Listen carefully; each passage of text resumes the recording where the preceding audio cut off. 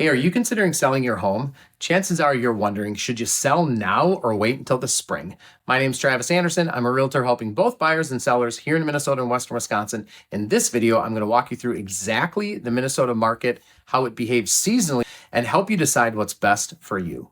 Now, here in Minnesota and Western Wisconsin, the demand for homes follows a very predictable pattern. You see, buyer activity peaks in the middle of the year, and it begins to decline and it bottoms out at the end of the year. We're going to see that today in this market, and we're going to see it again next year. So demand will start to increase right after the new year into the middle of next year, 2026, and then it'll begin to cycle again. But here's the deal.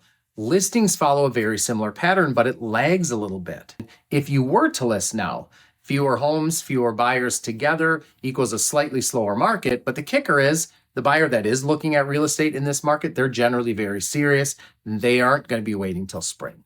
Let's talk about November specifically. November is the slowest month for pending transactions in our region. After all, when someone's writing an offer in November, they're actually closing over the holidays, which is going to put extra stress on a time where people don't need the extra stress. So as you can imagine, many of my clients, they're actually delaying or pausing this activity until the new year. But what should you do? Look, if you have flexibility, I'm one of the agents that says, yes, let's do it in the new year. Now, most agents will tell you to list in the spring, and generally when we think of spring, we think of April and May. But in real estate, the spring buying market is more like January through March for contracts that actually close in April and May. And if you were to list January through March, you're going to be hitting the demand on the way up while having less competition because inventory again lags behind demand.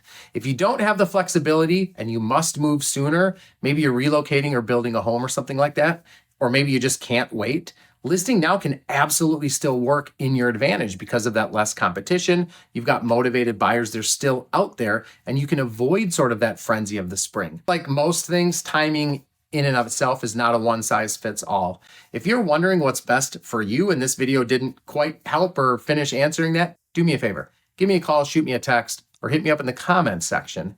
As always, all my best to you and yours.